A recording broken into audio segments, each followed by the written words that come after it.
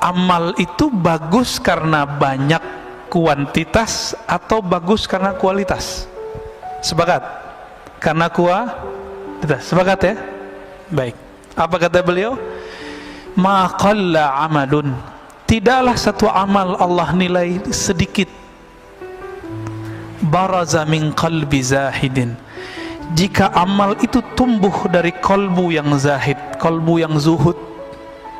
Ciri-ciri kolbu yang zuhud, ketika dia takbir dia merasakan kebesaran Allah, dia nggak ingat dunia lagi, sampai ruku, sampai sujud, sampai assalamualaikum. Ini udah nggak khusyuk, orang lagi ngaji, sholat syuruk. Kira-kira gimana tuh Pak hasilnya? Ya, nggak jelas hasilnya. Kalau ada ustadznya agak tersinggungan, bisa marah-marah dia Pak ngelihat ada orang lagi sholat syuruk. Kecuali ustadznya bisa husnuzon, ya nggak ada masalah. Wala kathura amalun baraza min qalbin raghibin, sebaliknya satu amalan tidaklah disebut banyak jika muncul dari kolbu yang raghib, yang cinta kepada dunia. Ini saya ganti bahasanya sedikit. Ma qalla amalun baraza min qalbin arifin, tidaklah sedikit amalan jika bersumber dari kolbu yang arif, yang kenal kepada Allah. Wala kathura, sebaliknya tidak disebut banyak amal, baraza min qalbin jahilin maridin, jika bersumber dari kolbu yang jahil, tidak mengenal Allah, marid, yang sakit. Ciri-ciri kolbu yang sakit apa? Salat itu adalah alazzu ghazair ruh. Salat itu adalah amalan paling lezat bagi ruh. Kalau salat Bapak sudah nggak nikmat, berarti kolbunya berpenyakit. Gimana? Punya penyakit nggak kolbu kita? Ada? Pasti banyak Pak. Saya juga punya penyakit kolbu saya. Karena kolbu kita berpenyakit, nggak bisa menikmati. Seperti orang lagi sakit demam, nggak bisa menikmati makanan. Ada orang demam Pak bisa menikmati makanan? Nggak ada, nggak bisa kok menikmati makanan. Apalagi kalau sariawannya di mulut, waduh sakitnya bukan main. Suka pedes, tapi bibirnya, lidahnya lagi sariawan. Dikasih menjerit nggak Pak? Nah inilah yang terjadi pada orang-orang. Kenapa ada orang-orang yang tertentu dikasih zikrullah malah dia menjerit, malah dia lari, malah dia muntahkan ya. Bahkan beberapa ngejek, makanan apa nih? Nah itu kalau makanan. Kalau zikir gimana? Zikir apaan nih beginian gitu. Itu kolbunya berpenyakit. Itu penyakit ini ada yang disebabkan karena ilmu yang salah ditelan. Dia dapat ilmu, ilmunya itu bukan ilmu, ilmunya itu meracuni otaknya. Maksudnya pemahamannya salah. Dikira orang zikir begitu itu dianggap sesat. Rusaknya di dalam ya.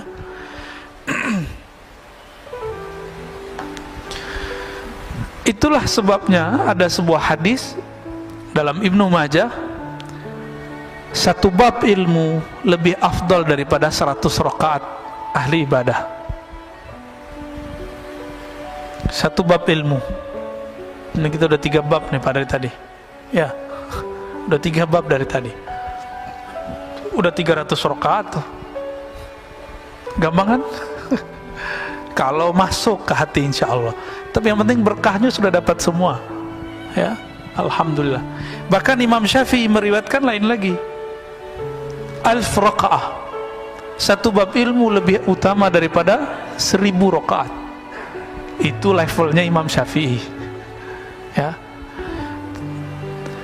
Maksud beliau, orang yang mengenal Allah sesaat dia beribadah kepada Allah lebih afdal daripada abid, orang yang ahli ibadah 1000 rakaat.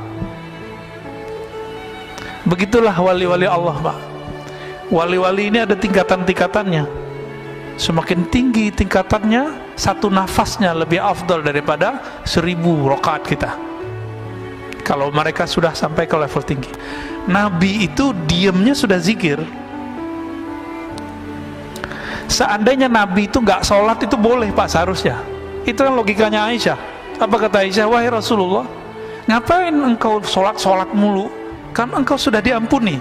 Apa logika Aisyah? Engkau nggak perlu sholat wahai Rasulullah. Kira-kira begitu. Sholat sunat loh ya, bukan sholat wajib. Sholat wajib kan langsung dari Allah wajib.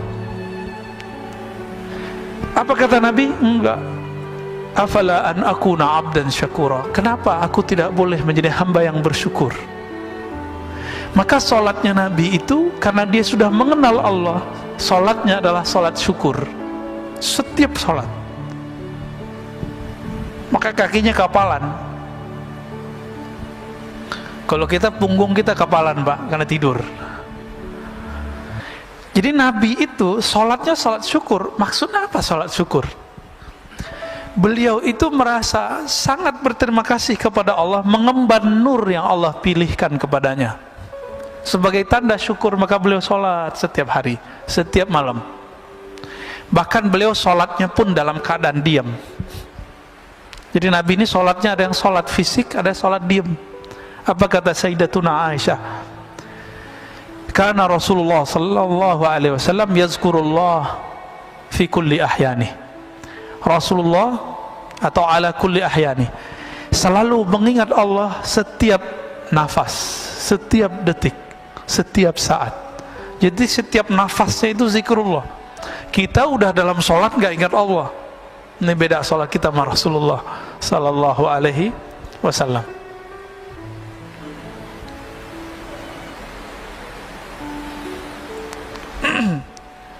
Dikatakan di sini Ibnu Mas'ud berkata, raq'atan min zahidin alimin khairun min ibadatil muta'abbidin al-mujtahidin ila akhir ad-dahr abadan sarmada. Ini lebih parah lagi Pak. 2 rakaat orang yang zahid, yang tidak cinta dunia, yang bahkan akhirat pun dia nggak minat, dia minatnya yang punya dunia dan akhirat. Alimin yang alim, mengenal Allah, lebih utama daripada sholatnya ahli ibadah sepanjang umurnya, sepanjang hidupnya, ila akhir dahar, sampai kiamat nanti. 2 rakaat doang. Loh, kok bisa begitu? Kalau ahli ibadah dia sholat, dia ibadah karena ingin sesuatu yang dia dapat. Sedangkan orang yang mengenal Allah ini, dia menyembah Allah karena Allah pantas disembah. Bapak puji saya 1000 kali, tapi karena pengen dapat sesuatu dari saya. Tapi ada di antara bapak ini berteman dengan saya cuma sebentar, tapi bertemannya benar-benar ingin jadi teman. Saya milih yang kedua apa yang pertama Pak? Kalau bapak dikasih pilihan nih, pertama apa yang kedua? Muji kita, Masya Allah, tapi dia pengen sesuatu dari kita, ya, pujian matre. Hamba-hamba yang muta'abbidin ini, ahli ibadah ini, dia pengen sesuatu. Inilah yang terjadi pada orang-orang yang puasa karena pengen sesuatu, zikir karena pengen sesuatu.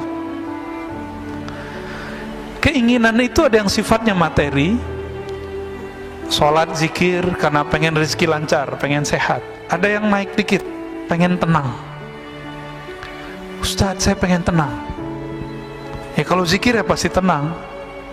Cuma kalau dia putus zikir, ketenangannya hilang lagi. Emang kalau nggak tenang mau ganti Tuhan? Ya. Kalau nggak tenang mau ganti Tuhannya? Maka Allah itulah ilaha illallah. Dialah yang berhak disembah dalam keadaan tenang, damai, atau dalam keadaan kelusak-kelusuk, sama aja. Nah ini yang disebut alim, orang yang mengenal Allah. Kalau lagi seneng ingat Allah, lagi susah, saya udah sholat kok masih susah aja gitu. Ada yang kebalikan, kalau lagi susah ingat Allah, lagi seneng ya, itu kebanyakan yang nomor 2.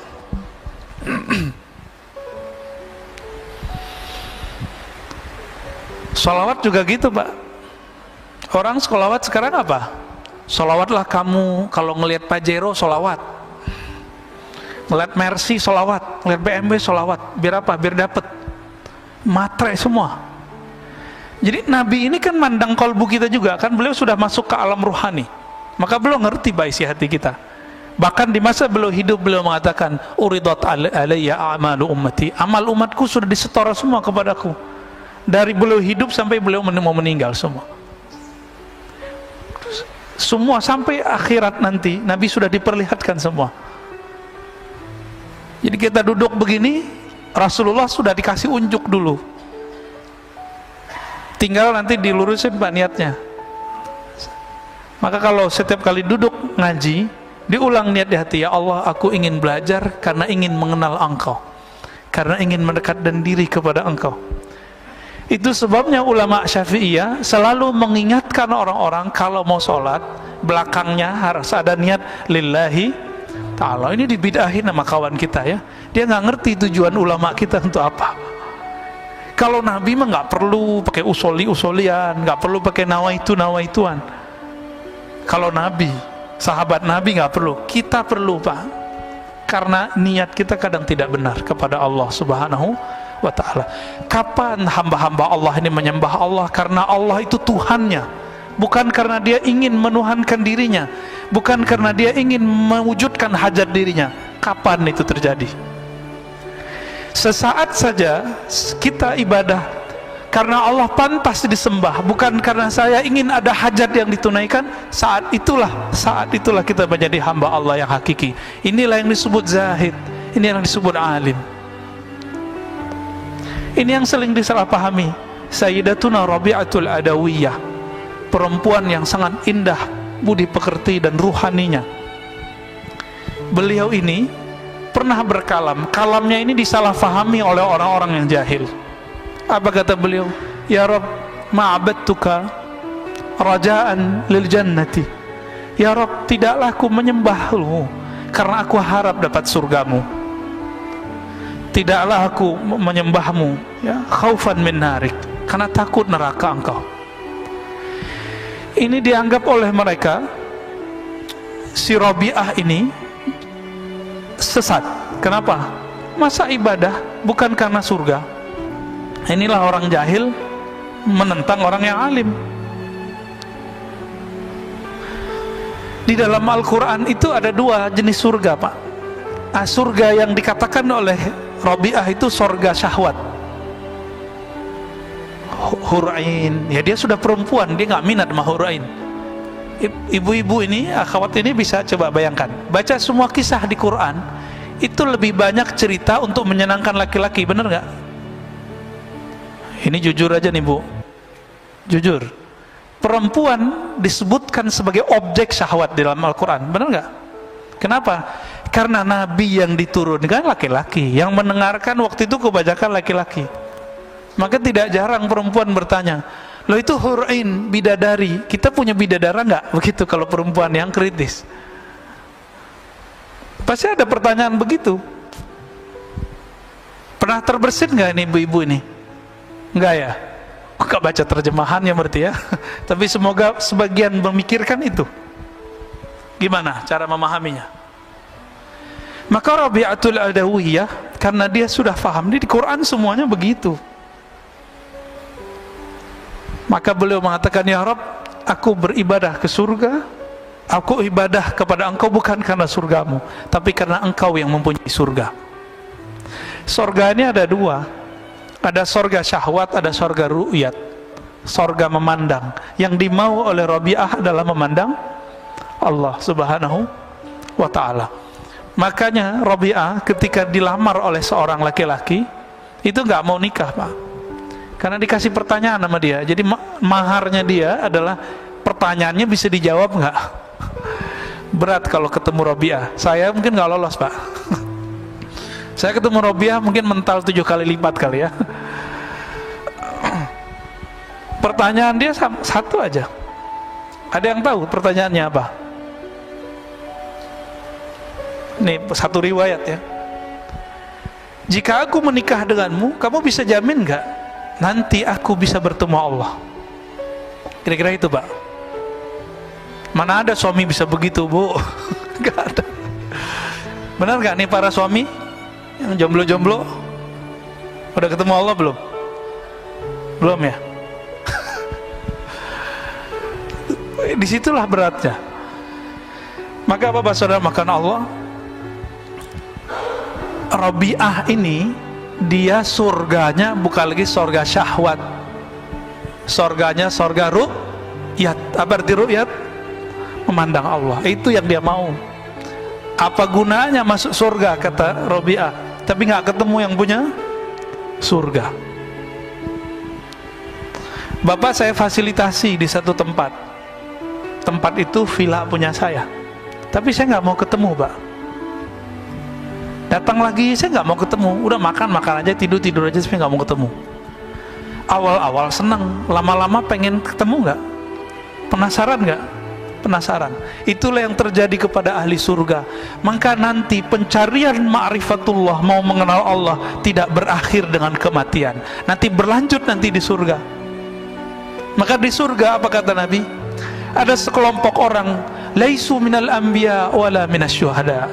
Mereka bukan para nabi, bukan juga para syuhada, tapi yaghbituhumul anbiya wa syuhada. Tapi para nabi, para syuhada itu ghibtah kepada mereka, iri kepada mereka, iri yang positif.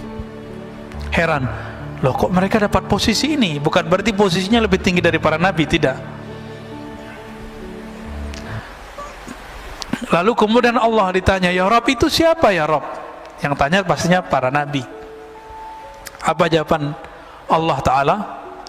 Mereka itu adalah orang yang saling menyayangi biruhillah, karena ruhullah. Ruhullah itu adalah cinta dan rahmat Allah Subhanahu wa Ta'ala.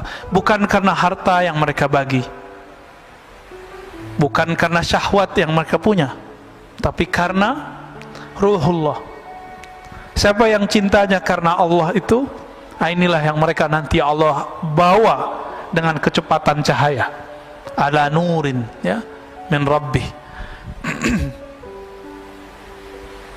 Jadi nanti kalau kita beruntung, Pak, nama kita soalnya sudah ada di neraka, sudah ada di surga.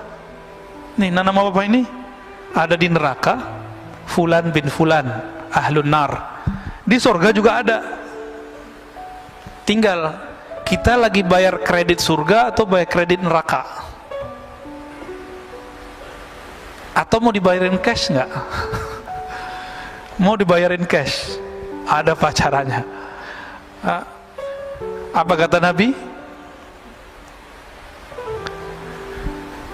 Man qala la ilaha illallah dakhalal jannah. Siapa yang mengatakan la ilaha illallah, di hadis Imam Bukhari dikatakan min qalbihi au nafsi, dari dalam dirinya, betul-betul lisannya sama dengan di dalam kolbunya. Lisannya baca la ilaha illallah, kolbunya mengatakan aku tidak menyembah kecuali hanya kepada Allah, aku tidak bergantung kecuali hanya kepada Allah. Nggak bergantung ke vaksin, Pak. Kita vaksin aja, tapi jangan bergantung kepada vaksin, ya. Yang bikin vaksin juga lagi tengkar, Pak. Ya benar gak? Ya semua kalau udah dipolitisasi, Masya Allah, ya begitu jadinya. Negara di mana-mana, bukan di Indonesia aja, di mana-mana ini sekarang lagi politisasi, karena ini bisnis yang luar biasa. Ini bikin kita terganggu kadang-kadang ibadah kita.